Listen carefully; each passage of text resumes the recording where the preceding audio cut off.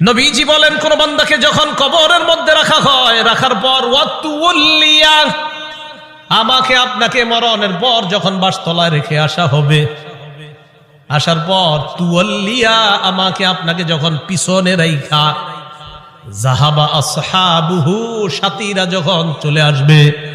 একবার কল্পনা আলেন, রাতের বেলা বিছানায় যখন বালিশে যখন মাথাটা লাগানোর পর কল্পনা করেন আমি মারা গেলাম, যাওয়ার পর বাসতলায় কোন কবরের মধ্যে আমাকে রেখে আমার আত্মীয় স্বজন চলে আসছে, ব্যাপারটা কেমন একটু চিন্তা করেন।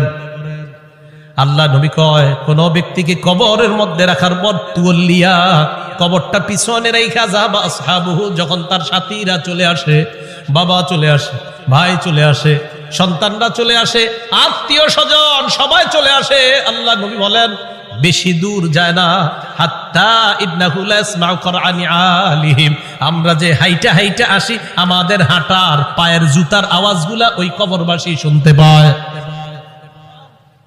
শুনে কেন শুনে জানেন? ওই মুহূর্তে তার দেহের মধ্যে আত্মাটা আল্লাহ দিয়ে দেয়। কেন দেয়? ফায়াতিয়ানিহি মালাকান, দুইজন ফেরেশতা তার কাছে আসে। এটা আবু দাউদের বর্ণনা আর বুখারীর বর্ণনা। আতাহু মালাকান ফাআকআদা, আবু দাউদের বর্ণনা ফায়ুকঈদানি, দুই ফেরেশতা এসে তারে বসায়, বসানোর পর তারে প্রশ্ন করে। এর মধ্যে তিন প্রশ্নের মধ্যে একটা প্রশ্ন হলো আল্লাহ নবীর ব্যাপারে জানতে চায়, তাকে চিনুনি? ওই ব্যক্তি ইমানদার হলে যদি তিনটা জবাব সুন্দরভাবে দেয়, আর আল্লাহ নবীর ব্যাপারে যদি বলে আশহাদু আন্না মুহাম্মাদার রাসূলুল্লাহ, আমি সাক্ষী দিচ্ছি তিনি আল্লাহর রাসূল, এই কথা বলার পর ওই ব্যক্তিকে বলা হবে উনজুর ইলা মাকআদিকা মিনান নার, তুমি তোমার জাহান্নামের আসনটার দিকে তাকাও, এটা তোমার জাহান্নামের আসন। তো এই ব্যক্তি জাহান্নামের আসনের দিকে তাকাবে। এরপর বলা হবে আবদালাকাল্লাহু মাকআদাম মিনাল জান্নাহ, জাহান্নামের আসনের পরিবর্তে আল্লাহ তোমাকে জান্নাতের আসন দান করছে। আবু হুরায়রা রাদিয়াল্লাহু তাআলা আনহুর বর্ণনা, তিনি বলেন খরাজা রাসূলুল্লাহ সাল্লাল্লাহু আলাইহি ওয়াসাল্লাম যাতা ইয়াউমিন আও যাতা লাইলা, একদিন রাতে অথবা দিনে রাসূল বাসা থেকে বের হলেন। কোথা থেকে বের হইছে? রাতে বা দিনে।